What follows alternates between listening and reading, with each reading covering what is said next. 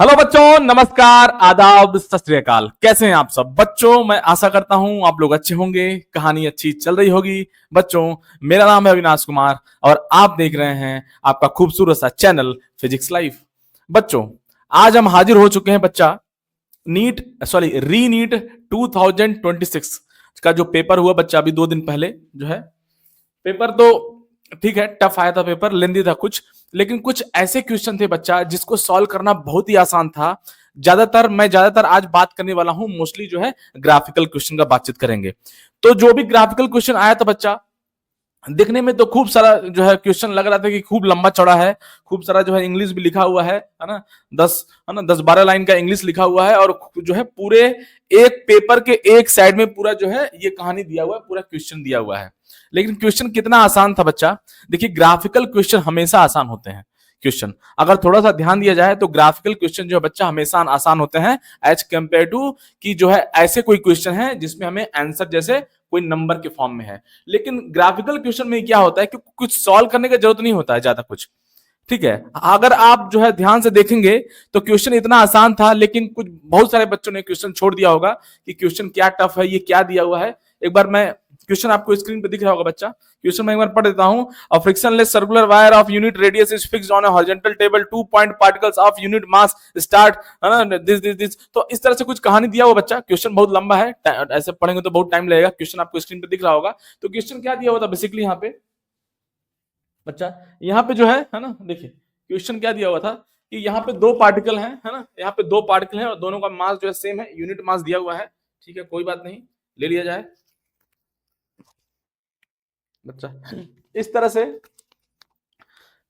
क्या हुआ कि यहां से पार्टिकल स्टार्ट कर रहे हैं बच्चा। एक पार्टिकल नंबर 1 मान लिया जाए और एक पार्टिकल नंबर 2 मान लिया जाए। तो इस तरह से दोनों अपोजिट डायरेक्शन में स्टार्ट करते हैं विद सेम एंगुलर वेलोसिटी से। और अगर एंगुलर वेलोसिटी सेम है तो हमें पता है तो जो टेंजेंशियल स्पीड होगा वो भी सेम होगा। तो इस तरह से दिया हुआ था, तो इसलिए हमने वी वी क्या मान लिया बच्चा, ये पॉइंट ए है वैसे, तो ये पहला पार्टिकल, ये दूसरा पार्टिकल ऐसे हमने ले लिया। और दोनों का एंगुलर वेलोसिटी सेम था, मैग्नीट्यूड सेम है, सॉरी, दोनों का एंगुलर स्पीड सेम है, अपोजिट डायरेक्शन में दोनों मूव कर रहे थे। तो एक इधर जाएगा और एक इधर जाएगा।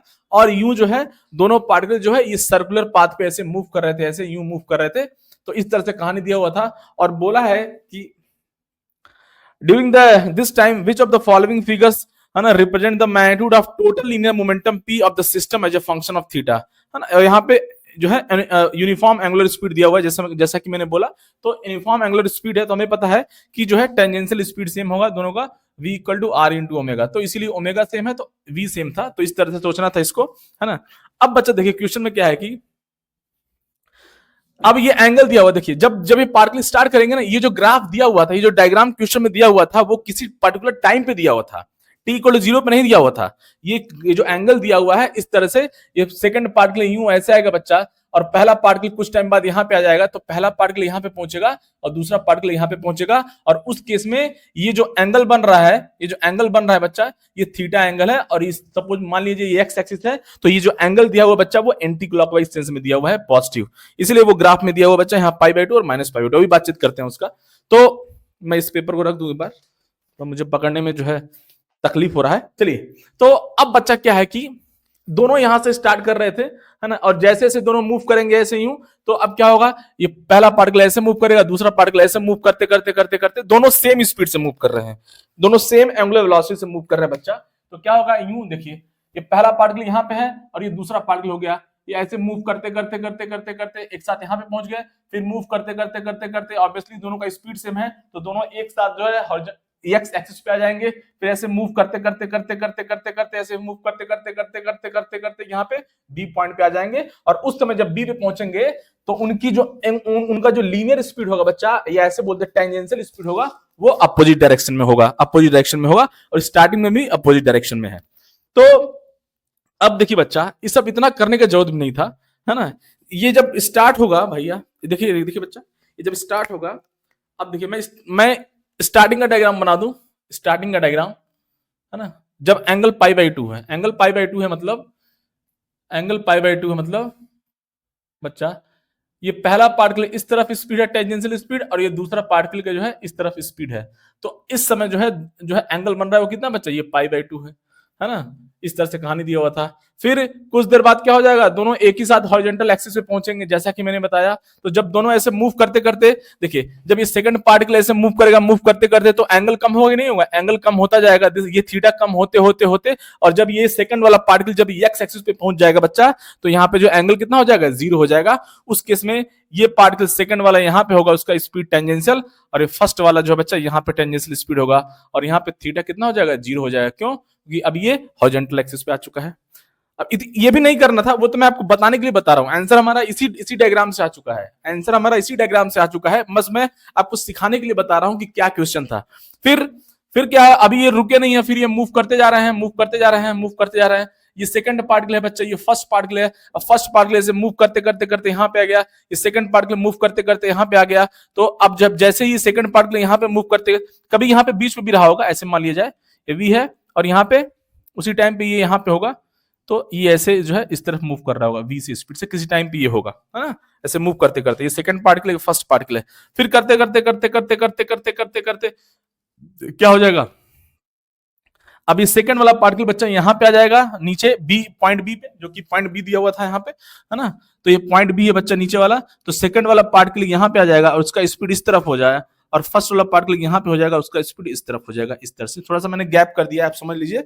ये पहला और दूसरा जो है दोनों एकदम एकदम जो है बॉटम वाले पॉइंट पे है, ऐसे सब समझ लीजिए। मुझे वेलोसिटी की डायरेक्शन को रिप्रेजेंट करना है, इसीलिए हमने थोड़ा सा गैप दे दिया है। चलिए अब बच्चा यहाँ पे जो है थीटा, अब जो है ये सेंटर से अब पार्टिकल 2 को ज्वाइन करेंगे, तो ये एंगल कितना हो जाएगा बच्चा, ये -π/2 हो जाएगा, ये एंगल -π/2 होगा। इसीलिए जो है वो दिया था इस तरह से कहानी। ये तो मैं आपको बताने के लिए बता दिया, ऐसा कुछ जरूरत नहीं था, ये सब डायग्राम में कोई जरूरत नहीं है ना, क्योंकि आंसर इतना आसान था ही, आंसर इतना आसान था कि ये सब डायग्राम का कोई जरूरत नहीं, इतना सोचना ही नहीं था। केवल मतलब ये सेकेंडों का क्वेश्चन था बच्चा।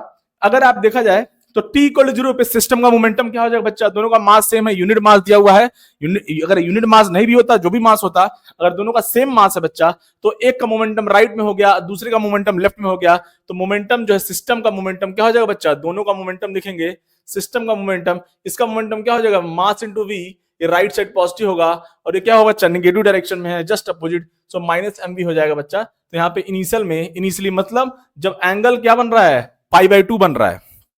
अच्छा, ये एंगल कैसे लिया गया है, सेंटर से, ये जो सेकंड वाला पार्टिकल है, सेंटर से जो सेकंड वाला पार्टिकल है उसका जो है एंगल एक्स एक्सिस से, तो ये सेंटर से सेकंड वाला पार्टिकल बच्चा यहाँ ऊपर है, एकदम पॉइंट ए पे है, तो इसका जो है एंगल एक्स एक्सिस से, सेंटर से सेकंड वाले पार्टिकल को ज्वाइन किया जाए बच्चा, तो उसका एंगल जो है, ये जो लाइन कितना एंगल बना रहा है, पॉजिटिव एक्स एक्सिस से, ये एंगल जो है इस तरह से लेना था। तो अब बच्चा यहाँ पे देखिए t = 0 पे सिस्टम का मोमेंटम कितना है, 0 है, 0 है, क्या है, 0 है। देखिए ये सब डायग्राम को जरूरत नहीं पड़ा है, ये सब डायग्राम को जरूरत नहीं पड़ा। तो केवल एक ही ऐसा ऑप्शन है कि स्टार्टिंग में जब एंगल ये π/2 था बच्चा, केवल एक ही ऐसा ऑप्शन है जहां पे जब एंगल π/2 था तो सिस्टम का मोमेंटम 0 है बच्चा। देखिए ये भी आंसर नहीं है, ये भी आंसर नहीं है, और ये भी ऑब्वियसली ये भी आंसर नहीं है। केवल यही एक ऐसा ऑप्शन था बच्चा कि स्टार्टिंग में जब एंगल π/2 है बच्चा, उस केस में सिस्टम का मोमेंटम 0 है। आई थिंक कहानी आपको समझ में आ गई होगी। क्वेश्चन बहुत ही आसान था, ये सब डायग्राम का जरूरत ही नहीं था, ये सब डायग्राम का जरूरत ही नहीं था। हाँ, ये अब ये ग्राफ कैसे आएगा, ये सब जानने की जरूरत नहीं था। आप नीट वाले बच्चे हो, आपको बहुत ज्यादा मैथमेटिक्स से कोई मतलब नहीं था।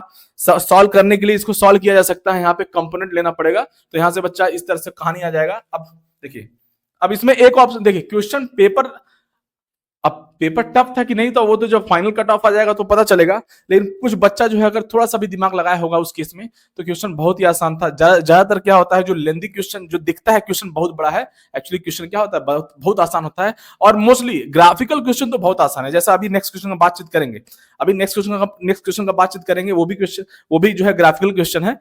तो कहने का मतलब है कि इसी स्टार्टिंग पॉइंट पे अगर आप देख लिए होते तो आपका आंसर आ गया होता बच्चा, और जो है केवल एक ही ऑप्शन है जो है 0 से स्टार्ट हो रहा है, मतलब ओरिजिन से स्टार्ट हो रहा है। आई थिंक कहानी आपको समझ में आ गई बच्चा, तो ये हमारा आंसर हो गया। अगर आपको ऐसे चेक करना है तो आप खुद देख सकते हैं। देखिए जब थीटा = 0 हो जाएगा बच्चा, जब थीटा = 0 हो जाएगा तो दोनों का मोमेंटम सेम डायरेक्शन में होगा, डाउनवर्ड होगा, तो अब मोमेंटम ऐड हो जाएगा। इसका मोमेंटम कितना हो जाएगा, m/v, इसका भी मोमेंटम कितना हो जाएगा बच्चा, m/v, दोनों का सेम डायरेक्शन में है तो दोनों ऐड हो जाएगा। तो अब मोमेंटम कितना हो गया, 2mv हो जाएगा, यहाँ पे 2mv हो जाएगा। अब देखिए ये 2 mv, यहाँ पे जब देखेंगे तो मोमेंटम कितना हो जाएगा सिस्टम का 2 mv हो जाएगा। और जब थीटा इक्वल टू -π/2 होगा, -π/2, अभी देखिए दोनों का वेलोसिटी अपोजिट डायरेक्शन में है। सेकंड वाले पार्टिकल का वेलोसिटी इस तरफ है, फर्स्ट वाले पार्टिकल का वेलोसिटी इस तरफ है बच्चा। तो अब जो है मोमेंटम फिर से जो है अपोजिट डायरेक्शन में है, तो अब जो है सिस्टम का मोमेंटम फिर से 0 हो जाएगा। मतलब जब थीटा कितना है बच्चा, जब एंगल π/2 है तो जो मोमेंटम 0 है, जब एंगल 0 हो गया तो मोमेंटम क्या होगा बच्चा 2mv हो गया। और जब एंगल फिर से जो है एंगल -π/2 हो गया तो फिर से जो है मोमेंटम 0 हो गया बच्चा। कहानी समझ में आ गया? आई थिंक कहानी आपको समझ में आ गया होगा। तो π/2 पे, 0 पे और -π/2 बच्चा, यहाँ पे देखा, यहाँ पे जो मोमेंटम कितना है, यहाँ पे p 0 है और यहाँ पे जो है 2mv है मोमेंटम, और यहाँ पे कितना बच्चा फिर से 0 हो गया। मतलब π/2 पे मोमेंटम 0, π/2 पे मोमेंटम कितना है बच्चा 0 है, फिर ये कितना हो गया 2mv हो गया, फिर कितना हो गया बच्चा 0 हो गया। मतलब मोमेंटम पहले 0 से 2mv इंक्रीज किया और फिर मोमेंटम जो है फिर से डिक्रीज करना शुरू किया 2mv से 0 के बीच में। तो दैट्स वाई बच्चा यहाँ पे देखा जाए, अगर आप देखें तो मोमेंटम पहले इंक्रीज कर रहा है बच्चा और यहाँ पे मैक्सिमम हो गया 2mv और फिर से मोमेंटम डिक्रीज कर हो गया। तो इतना था, ये भी नहीं, ये सब भी नहीं करना था। आप देखिए ना, आपको केवल एक ही ऑप्शन था, तो जो है यहां से स्टार्ट हो रहा है, आपको ये सब भी नहीं सोचना था, ये भी नहीं सोचना था, ये भी नहीं सोचना था, केवल एक ही डायग्राम से हमारा आंसर आ रहा था, एक ही स्टार्टिंग पॉइंट से ही हमारा आंसर आ रहा था। तो क्वेश्चन थोड़ा सा टफ नहीं था, मैं नहीं कहूंगा क्वेश्चन टफ है, क्वेश्चन बहुत आसान, क्वेश्चन आसान था, क्वेश्चन टफ नहीं है, क्वेश्चन आसान है। थोड़ा सा जो है अगर ध्यान दिया जाए तो क्वेश्चन बहुत ही आसान था बच्चा। चलिए, आई थिंक कहानी आपको समझ में आ गई होगी। अब कुछ बच्चा सोच रहा होगा कि ये आंसर कैसे आएगा सर, कैसे आया है, तो उसके लिए आपको यहाँ पे जो है वेलोसिटी को डिवाइड करना पड़ेगा, है ना। उसके बारे में बातचीत नहीं करेंगे, वो आ सकता है, देखिए कैसे करेंगे, थोड़ा सा मैं आइडिया दे देता हूँ आपको। इस तरह से बच्चा वेलोसिटी है, तो अब देखिए किसी भी एंगल थीटा पे, किसी भी जनरल थीटा पे जो है हम लोग जो है इसका जो है मोमेंटम निकाल सकते हैं। कैसे? अब देखिए यहाँ पे हॉरिजॉन्टल एंड वर्टिकल लाइन मैंने ड्रॉ कर दिया बच्चा, और आप ध्यान देंगे तो ये एंगल थीटा है बच्चा, देखिए इधर ये एंगल थीटा है, तो ये भी एंगल थीटा होगा, तो ये एंगल कितना हो जाएगा बच्चा 90 माइनस थीटा, तो ये एंगल कितना हो जाएगा, ये भी थीटा हो जाएगा, और ये एंगल थीटा हो गया बच्चा। तो अब इस वेलोसिटी का दो कंपोनेंट है। अब देखिए ये जो वेलोसिटी है वो ना ही फुल्ली हॉरिजॉन्टल में है ना ही फुल्ली वर्टिकल में है किसी एंगल थीटा पे, तो इसके कंपोनेंट लेंगे बच्चा। तो यहाँ पे डाउनवर्ड कितना हो जाएगा, ये हो जाएगा बच्चा विद द एंगल कॉस आएगा, यहाँ पे हो जाएगा बच्चा वी कॉस थीटा, और ये वेलोसिटी का एक और कंपोनेंट जो आने वाला है वो क्या है, वी साइन थीटा हो जाएगा बच्चा, वी साइन थीटा हो जाएगा। उसी तरह से यहाँ भी आएगा सेम, यहाँ बच्चा यहाँ पे इस वेलोसिटी का कंपोनेंट आ जाएगा, सिमेट्रिक है बच्चा, ये v sin थीटा होगा, और डाउनवर्ड में कितना होगा बच्चा, डाउनवर्ड में v cos थीटा हो जाएगा। अब देखिए, अब मोमेंटम को तो वेलोसिटी के डायरेक्शन से मतलब है, मास से तो सिंपल मल्टीप्लाई करना है, तो इसका मोमेंटम कितना हो जाएगा बच्चा v sin थीटा, मास अगर यूनिट दिया हुआ है तो इसका मोमेंटम कितना हो जाएगा, अरे मोमेंटम क्या है बच्चा, मास इंटू वेलोसिटी। अगर मास 1 है उससे मतलब नहीं है, 1 दिया भी नहीं होता, सेम मास है तब भी हमारा आंसर सेम आता। तो इस पार्टिकल का मोमेंटम राइट से, देखिए बच्चा ये v sin थीटा इस तरफ है और ये v sin थीटा इस तरफ है, तो दोनों अपोजिट डायरेक्शन में है, तो मोमेंटम को कैंसिल कर देंगे बच्चा, तो मोमेंटम केवल v cos थीटा की वजह से आएगा, और v cos थीटा यहाँ पे डाउनवर्ड है, और ये भी, इसका भी जो वेलोसिटी v cos थीटा भी क्या है, डाउनवर्ड है बच्चा, तो दोनों का मोमेंटम अब क्या हो जाएगा, दोनों का मोमेंटम अब ऐड हो जाएगा। तो नेट मोमेंटम लिखेंगे किसी भी एंगल थीटा पे, जो मेरा मोमेंटम आएगा बच्चा वो कितना आ जाएगा, इसमें यूनिट मास दिया हुआ है, तो इसका momentum m into V cos theta, m into V cos theta, इसका भी और इसका भी m into V cos theta, दोनों का सेम है बच्चा, तो दोनों ऐड हो जाएगा, 2m वी कॉस थीटा हो जाएगा, और मास 1 दिया हुआ है, तो मतलब यूनिट मास दिया हुआ है, तो उस केस में मोमेंटम कितना हो गया बच्चा, मास का कोई मतलब कोई इतना ज्यादा देखना नहीं है उसको, कितना हो गया 2v cos थीटा हो गया। तो मोमेंटम क्या आ रहा है बच्चा, cos का फंक्शन आ रहा है, cos का फंक्शन आ रहा है, क्या आ रहा है, cos का फंक्शन आ रहा है। लेकिन अब ये जो थीटा है t इक्वल टू 0 पे बच्चा, ये t इक्वल टू 0 का कहानी है, ये t इक्वल टू 0 का कहानी है, मतलब t इक्वल टू 0 पे एंगल कितना है, π/2 है, तो π/2 यहाँ पे पुट करेंगे बच्चा अगर यहाँ पे अगर t इक्वल टू 0 पे बच्चा हमारा जो एंगल कितना है π/2 पे, स्टार्टिंग पे हमारा जो एंगल कितना है बच्चा वो π/2 है, तो यहाँ पे पुट करेंगे अगर cos π/2 तो यहाँ पे 0 हो जाएगा, cos 90 0 हो जाएगा, तो एक ही ऑप्शन ऐसा दिख रहा है। तो ये था, इसको जो है ऐसे कंपोनेंट करके सॉल्व करने का, उस तरह से करने का जरूरत नहीं था क्योंकि ये नीट पेपर था। अब कुछ बच्चा सोच रहा होगा, देखिए क्वेश्चन बनाने वाले ने भी ये जो है क्यों, देखिए इसमें ऐसा नहीं है कि क्यों एक ही ऑप्शन दिया गया है, जो क्वेश्चन बनाने वाला है, जो पेपर सेटर है, उसको पता है कि बच्चा जो है घबरा जाएगा देख के, इतना बड़ा क्वेश्चन है, ये क्या है, ऐसे घूम रहा है, कुछ ऐसे कर रहा है, ऊपर नीचे जा रहा है ना। लेकिन क्वेश्चन बहुत ही आसान था, मैं इसको जो है टफ नहीं मान सकता, क्वेश्चन को आसान था। अब आप जो है देख के घबरा जा रहे हैं, तो फिर इसका मतलब जो है आप जो है, ऐसे तो जीवन में बहुत सारा दिक्कतें आएंगी, तो आदमी देख के घबरा जाएगा क्या, ऐसे थोड़ी होता है। तो इस तरह से बच्चा क्वेश्चन आसान था। चलिए नेक्स्ट क्वेश्चन का बातचीत करेंगे। तो ये हमारा आंसर हो गया बच्चा, ये हमारा इसका आंसर हो गया, है ना। ये हमारा थर्ड जो है ऑप्शन था, ये करेक्ट था बच्चा, देख लीजिएगा आप लोग। चलिए नेक्स्ट क्वेश्चन का बातचीत करेंगे बच्चा, नेक्स्ट क्वेश्चन का बातचीत करेंगे। देखिए थोड़ा सा ये जीरो दिख रहा है, वी साइन थीटा, है ना। चलिए बच्चा नेक्स्ट क्वेश्चन का बातचीत करेंगे। देखिए बच्चा नेक्स्ट क्वेश्चन का बातचीत करते हैं। ये भी क्वेश्चन ग्राफिकल आया था, ये भी क्वेश्चन बहुत ही आसान है, कुछ करने का जरूरत नहीं था बच्चा। क्वेश्चन आपको स्क्रीन पे दिख रहा होगा बच्चा। तो इस तरह से कहानी दिया हुआ है कि एक टर्मिनल वेलोसिटी का एक्सपेरिमेंट था बच्चा स्फेरिकल बॉल के ऊपर। और हमें पता है जो है टर्मिनल वेलोसिटी जो है जब भी कोई स्फेरिकल बॉल किसी फ्लूइड में मूव करेगा तो वहां पे जो है एक जो है फ्रिक्शन फोर्स लगता है या विस्कस फोर्स लगता है। इसका वैल्यू कितना होता था बच्चा, 6 पाई नीटा आरबी। ये सब हमको पहले से पता है, ये सब कहानी। अब देखिए बच्चा इसमें क्या है कि टर्मिनल वेलोसिटी का जो है हमें बताना था ग्राफ, है ना, विद सिग्मा बाई रो। अब सिग्मा बाई रो क्या दिया होता बच्चा, सिग्मा दिया था डेंसिटी ऑफ सॉलिड या डेंसिटी ऑफ स्फेरिकल बॉल। ये सिग्मा जो है डेंसिटी ऑफ सॉलिड था और रो क्या है बच्चा, डेंसिटी ऑफ लिक्विड जो है ये गिवन था।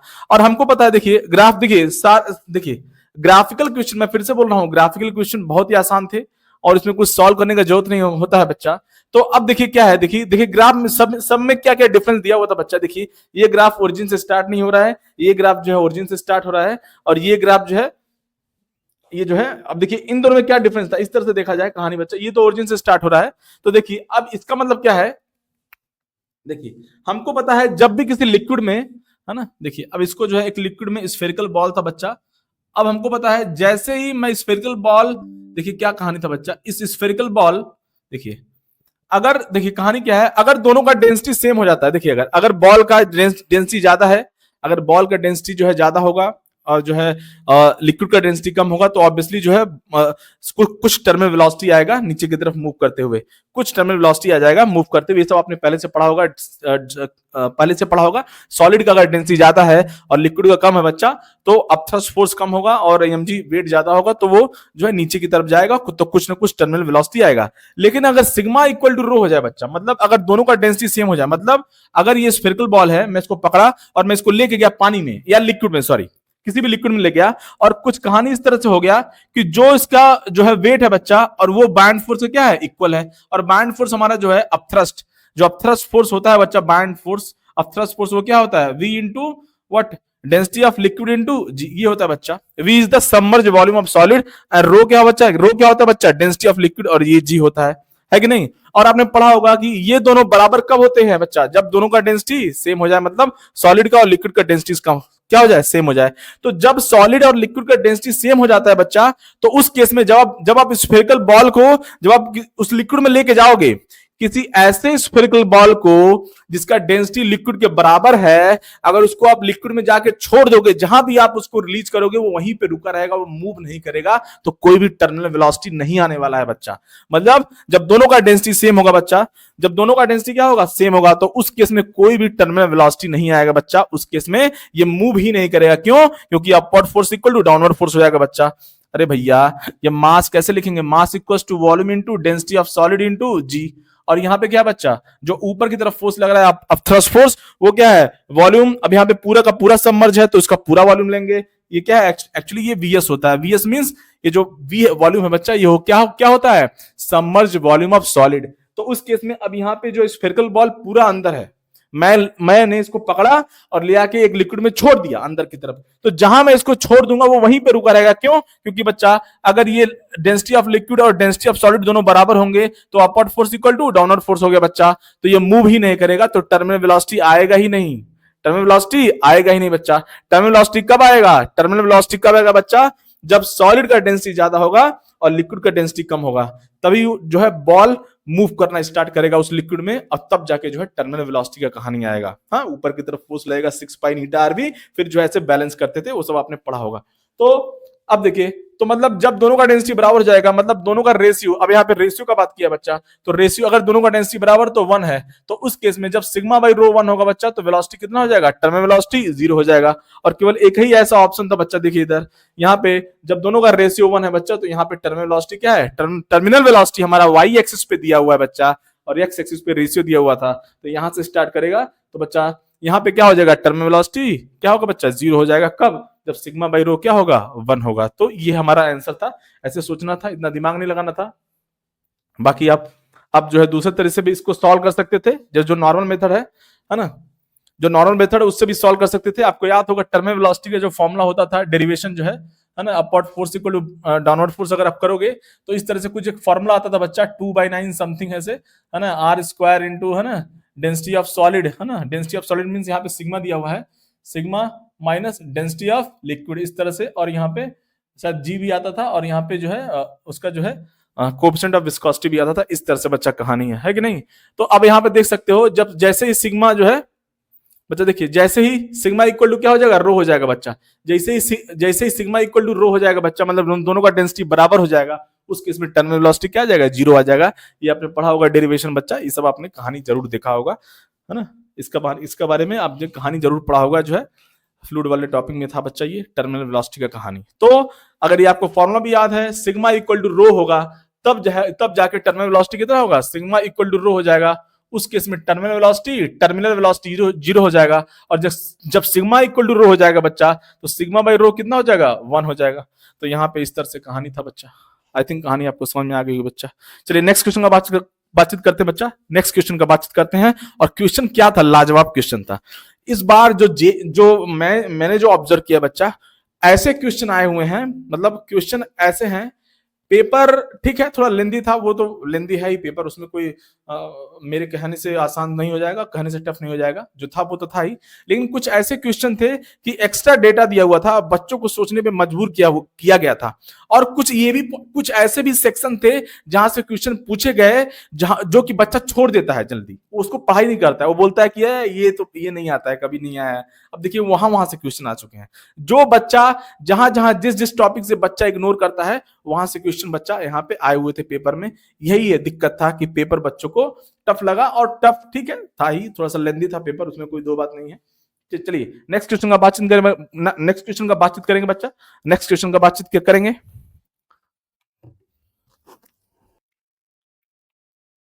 बच्चा देखिए जो है नेक्स्ट क्वेश्चन का बातचीत कर लिया जाए।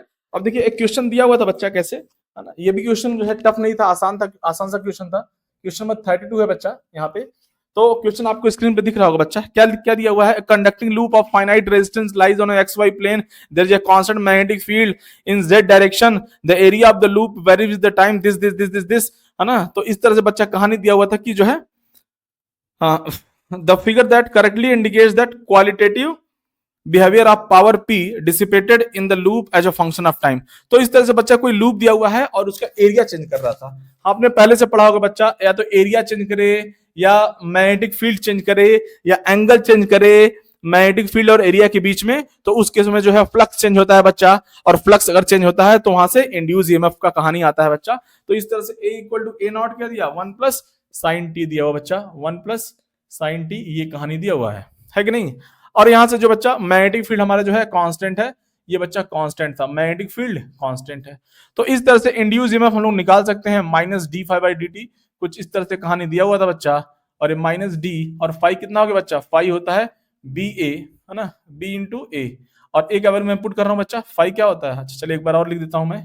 और यहाँ से कॉस थीटा, यहाँ पे कोई मतलब नहीं था कॉस थीटा, मान सकते हैं कि जो है जो लूप है वो इस तरह से है ना, लूप टू डी प्लेन में है ना, नहीं तो दिया होगा उसमें कोई बड़ी बात नहीं, हाँ दिया है, देखिए लूप एक्स वाई प्लेन में है, और there is a constant magnetic field in Z direction है।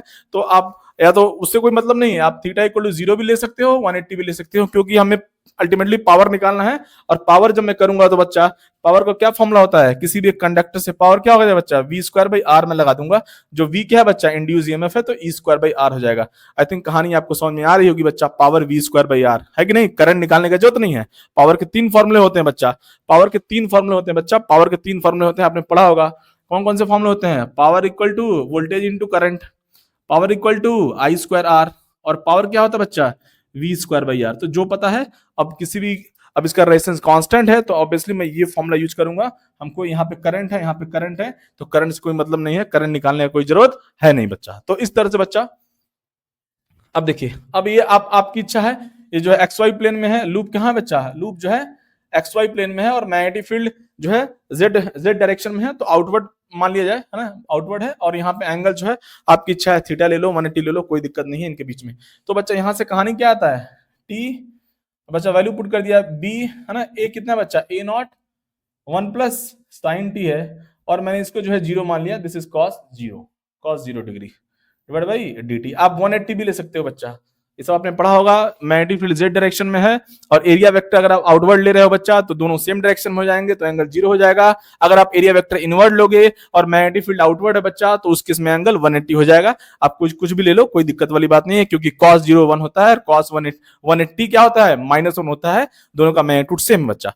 तो इस केस में बच्चा यहाँ पे डिफरेंशिएट करते थे तो क्या कहानी आता था बच्चा, यहाँ से देखिए जो भी कांस्टेंट बाहर आ जाएगा, बी हमारा बाहर आ जाएगा बच्चा, बी बाहर आ जाएगा, ए नॉट बाहर आ जाएगा, और 1 प्लस साइन डी का अगर आप डिफरेंशिएशन करोगे बच्चा, है ना, इसका डिफरेंशिएशन करना पड़ेगा 1 plus sign T upon D T. इसको डिफरेंशिएट करोगे बच्चा क्या आ जाएगा, बी इंटू ए नॉट, और 1 का डिफरेंशिएशन 0, और साइन टी का डिफरेंशिएशन क्या हो जाएगा बच्चा, कॉस टी आ जाएगा, कॉस टी आ जाएगा, कॉस टी आ जाएगा बच्चा। तो यहाँ पे आ गया बच्चा ई, तो ई आ गया फाइनली कितना हो गया बच्चा, B into A not cos T. B हमारा आ चुका है बच्चा, ये जैसे ही जो हमारा सॉरी इंड्यूस ईएमएफ आ चुका है बच्चा, तो पावर क्या आ जाएगा, इसका स्क्वायर करेंगे, मतलब b square a naught square cos square t upon r हो जाएगा। ये फॉर्मूला हमने लगाया बच्चा, पावर इक्वल टू कितना, power equal to v square by r, तो इसका square power equal to v square मतलब power equal to e square by r. अरे ई बोल दो, इंड्यूस ईएमएफ और वोल्टेज सेम ही बात है बच्चा। तो यहाँ से अब यहाँ से पावर जो है क्या है, फंक्शन आ रहा है बच्चा कॉस स्क्वायर टी का, कॉस स्क्वायर टी का फंक्शन आ रहा है, मतलब टी इक्वल 0 पे। अब देखा जाए बच्चा ग्राफ, देखिए कितना आसान था, देखिए मतलब अब देखिए पहला ऑप्शन जो है, जो ग्राफ दिए गए हैं, पहला जो ऑप्शन है बच्चा, क्वेश्चन आपको दिख रहा होगा, नहीं तो मैं देखिए पहला ऑप्शन हो ही नहीं सकता बच्चा, क्यों, क्योंकि टी इक्वल 0 पे पावर 0 नहीं है, तो पहला ऑप्शन चला गया बच्चा, है कि नहीं। और थर्ड वाला ऑप्शन भी चला गया, क्यों, क्योंकि थर्ड वाले ऑप्शन में बच्चा वो पावर कांस्टेंट दिया हुआ टाइम के साथ, जबकि पावर टाइम के साथ वेरी कर रहा है, तो पहला ऑप्शन चला गया बच्चा, पहला ऑप्शन चला गया, और थर्ड वाला ऑप्शन भी चला गया। देखिए ऐसे कुछ दिया हुआ है, ओहो देखिए देखिए मैं इसको रब कर देता हूँ थोड़ा, देखिए पहला ऑप्शन यूं दिया हुआ है बच्चा, यूं यूं यूं दिया हुआ है, ये पहला ऑप्शन दिया हुआ है। दूसरा ऑप्शन दिया हुआ बच्चा यूं, इस तरह से यूं यूं पावर विद टाइम, और तीसरा ऑप्शन तो एकदम बकवास दिया हुआ बच्चा, एकदम बकवास, क्यों, क्योंकि ये कांस्टेंट दिया हुआ है, ये बकवास है। और चौथा ऑप्शन तो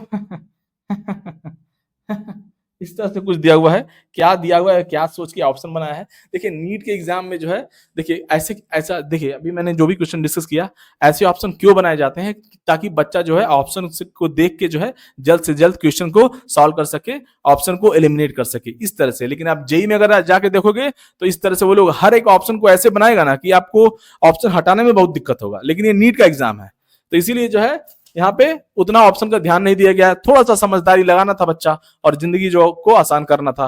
तो अब देखिए पावर यहाँ पे बच्चा, ये ऑप्शन तो चला गया क्योंकि ये कांस्टेंट है। अब देखिए ये भी ऑप्शन चला गया, क्यों, क्योंकि टी इक्वल 0 पे पावर 0 हो ही नहीं सकता है, ये भी ऑप्शन चला गया बच्चा। तो और ये भी टी इक्वल 0 पे पावर 0 है, ये भी ऑप्शन नहीं हो सकता है, तो ये भी यही ऑप्शन है, यही ऑप्शन है। क्यों, अब देखिए कोई जरूरी नहीं है कि आपको ग्राफ आए। देखिए आप नीट के विद्यार्थी हैं, आप जो है नीट का एग्जाम का प्रिपेयर कर रहे थे, आप कोई एमपीसी मतलब आप जो है मैथ्स नहीं पढ़ते हैं, तो आपको एग्जैक्ट ग्राफ जानने का जरूरत नहीं है कि कैसा ग्राफ आएगा। आपको कुछ वैल्यूज को जो है देखना था बच्चा कि टी इक्वल 0 यहाँ पे पुट करेंगे बच्चा, तो पावर जो है उस केस में क्या आ जाएगा, 0 नहीं होगा। तो ये 0 से स्टार्ट हो रहा है, हाँ देखिए ये 0 से स्टार्ट हो रहा है, ये चला गया, ये भी 0 से स्टार्ट हो रहा है, ये भी चला गया, और ये तो हो नहीं सकता बच्चा। क्यों, क्योंकि ये बोल रहा है पावर टाइम के साथ कांस्टेंट है, लेकिन पावर टाइम के साथ जो है चेंज हो रहा है। तो केवल एक है, यही ऑप्शन हमारा आंसर बच गया, यही ऑप्शन जो है आंसर हो गया।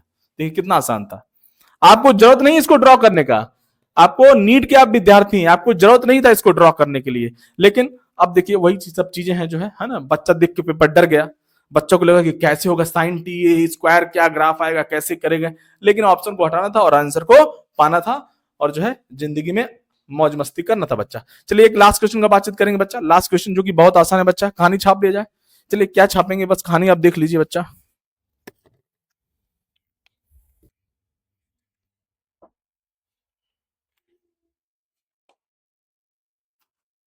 तो ठीक है बच्चा, ये तो मुझे लगा कि जो है क्वेश्चन डिस्कस करना चाहिए था, क्वेश्चन आसान था, लेकिन ओवरऑल पेपर का अगर देखा जाए जो है कंक्लूजन, तो कुछ ऐसे सेक्शन थे जो बच्चा छोड़ देता है, बच्चा नहीं पढ़ाई करता है। जैसे कैविटी वाला क्वेश्चन आया हुआ है बच्चा, है ना, इलेक्ट्रोस्टैटिक से कैविटी वाला क्वेश्चन। क्वेश्चन बहुत ही आसान था, है ना। कैविटी के अंदर जो है चार्ज रखा हुआ था, तो अंदर तो इलेक्ट्रिक फील्ड जीरो नहीं होगा, क्योंकि चार्ज जो है अपना खेलेगा उसके साथ, है ना। इलेक्ट्रिक फील्ड आ जाएगा। इस तरह से क्वेश्चन आया हुआ था बच्चा, है ना। इस तरह से बच्चा क्वेश्चन आया हुआ था, ये इस तरह से, है ना। यहाँ पे कैविटी था और यहाँ पे जो है इस सेंटर पे जो है चार्ज रखा हुआ था बच्चा, और यहाँ से जो है इस तरह से, है ना, इस तरह से कुछ कहानी दिया हुआ है ना। सी, है ना, सी, है ना, ये बी और सी पॉइंट दिया हुआ है। सेंटर, सपोज अगर सेंटर यहाँ पे है, वो कोई मतलब नहीं है। और अच्छा, सी पॉइंट यहाँ पे दिया हुआ है, चलिए यहाँ पे ले लेते हैं, और ये ओ मान लीजिए इसका सेंटर है ना। तो इस तरह से कहानी दिया बच्चा। तो point charge Q is placed inside a cavity with in A solid isolated conducting sphere, है ना। कंडक्टिंग पॉइंट है ना। बी और सी पे इलेक्ट्रिक फील्ड का वैल्यू दिया हुआ है। The point B and C are at the same distance from the centre, है ना, अब the solid sphere. The correct option is, अब बच्चा देखिए ए जो है पॉइंट अंदर है। अब देखिए हमको पता है, जैसे ही बच्चा यहाँ पे चार्ज आप रखोगे कैविटी के अंदर, तो क्या कहानी होगा, अब जो यहाँ से इलेक्ट्रिक फील्ड जा रहा होगा, तो इलेक्ट्रिक फील्ड जो है कंडक्टर में जीरो होता है, तो अब जो उसके लिए जो है यहाँ से minus charge, negative charge induce हो जाएगा बच्चा। यहाँ पे निगेटिव चार्ज इंड्यूस हो जाएगा, निगेटिव चार्ज इंड्यूस हो जाएगा। तो किसी भी पॉइंट पे अंदर, कहीं भी आप पॉइंट ए ले लो, यहाँ पे इलेक्ट्रिक फील्ड जीरो नहीं है, क्योंकि यहाँ पे इलेक्ट्रिक फील्ड लाइंस है। तो एट पॉइंट ए पे इलेक्ट्रिक फील्ड जीरो नहीं होगा बच्चा, नहीं होगा। अब यहाँ पे माइनस क्यू आया बच्चा, तो अब यहाँ पे देखिए ये प्लस क्यू है, तो यहाँ पे माइनस क्यू चार्ज जो है बच्चा इंड्यूस होगा कैविटी के इनर सरफेस पे। तो और चार्ज बैलेंस करने के लिए यहाँ पे प्लस क्यू चार्ज आएगा, क्योंकि हमारा जो है कंडक्टर जो है ये पहले से क्या था, न्यूट्रल था, हम मान सकते हैं, क्योंकि कोई भी चार्ज नहीं दिया हुआ है। तो कंडक्टर इस कैविटी के इनसाइड सरफेस पे, इनर सरफेस पे माइनस क्यू चार्ज आया, तो जो कि कंडक्टर पे आएगा, ऑब्वियसली कंडक्टर पे आएगा, तो प्लस क्यू चार्ज इंड्यूस हो जाएगा, और ये प्लस क्यू बच्चा यूनिफॉर्मली डिस्ट्रीब्यूट हो जाएगा इस तरह से। अब देखिए बी और सी पे बच्चा जो आउटर वाले पॉइंट है, वहां पे इलेक्ट्रिक फील्ड सेम होगा। क्यों? क्योंकि इस कैविटी को इससे, ये जो है बच्चा, ये जो है शील्ड की तरह बिहेव करता है। आपको पता होगा ये कंडक्टर जो है बच्चा एक शील्ड की तरह बिहेव करेगा, मतलब ये अंदर वाला को बाहर वाले से कोई मतलब नहीं है। इसका अपना अलग दुनिया है, इसका अपना अलग जिंदगी है। दोनों अपने अपनी जिंदगी का मजा ले रहे हैं, और दोनों किसी भी एक दूसरे की जिंदगी को इंटरफेयर नहीं करते हैं बच्चा। तो इन दोनों का अपना अलग अलग जिंदगी है। इसलिए जो बी पे इलेक्ट्रिक फील्ड होगा, वही सी पे भी इलेक्ट्रिक फील्ड होगा। क्यों? क्योंकि दोनों सेम डिस्टेंस है इस कंडक्टर के सेंटर से, है कि नहीं, सेम डिस्टेंस पे है। इसीलिए बी और सी पे क्या होगा बच्चा, तो जो ऑप्शन था बच्चा ये क्या है, वो नॉट इक्वल टू जीरो है। यहाँ पे इलेक्ट्रिक फील्ड लाइंस है, इसलिए अंदर इलेक्ट्रिक फील्ड लाइंस है, जो कि पॉइंट है हमारा अंदर लिया हुआ था, तो यहाँ पे इलेक्ट्रिक फील्ड नॉन जीरो हो जाएगा बच्चा। लेकिन ईबी इक्वल टू ईसी हो जाएगा। क्यों? क्योंकि ये दोनों सेम डिस्टेंस है सेंटर से। ये इस कैविटी के अंदर जो कुछ भी हो रहा है, इससे बाहर वाले का कोई मतलब नहीं है। ये अपना अलग जिंदगी जीता है, ये अपना अलग जिंदगी जीता है। ये सब आपने कॉन्सेप्ट में पढ़ा होगा बच्चा, कहीं पर भी पढ़ा होगा। ये जो है दोनों अपना अपना अलग अलग जिंदगी जीते हैं सब, है ना। तो चलिए बच्चा कहानी जो है समाप्त करते हैं।